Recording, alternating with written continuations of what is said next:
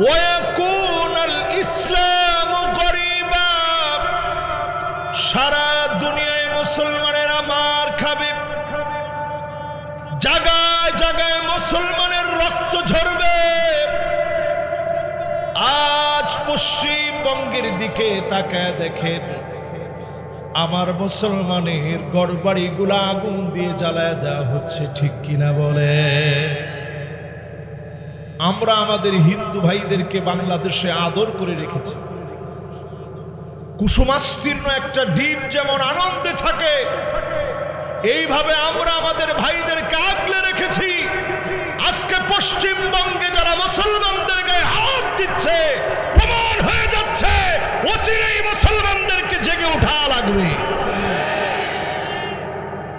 সময় কিন্তু এত সহজে পার হয়ে যাবে না। শুভেন্দু অধিকারী তিনি আমাদেরকে যেইভাবে আঙ্গুল তুলে বলে যে বাংলাদেশে কয়েক মিনিটে শেষ করে ফেলবে, মুসলমান কয়েক মিনিটে শেষ হওয়ার জাতি না। জোরে কোন আল্লাহ। হ্যাঁ, কি বলছেন না? মাশাআল্লাহ, জোশে আছেন তো, তবে সাথে হুঁশে থাকেন। জোরে কোন আল্লাহু আকবার।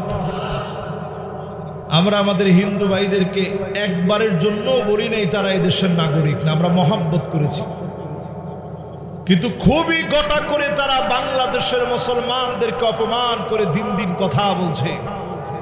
আমরাও শোনায় দিতে চাই, যারে আপনি বাংলাদেশে পাঠাইতে চান আপনি সসম্মানে পাঠান, আমরাও সম্মানটা দেখব, ঠিক না ভাই?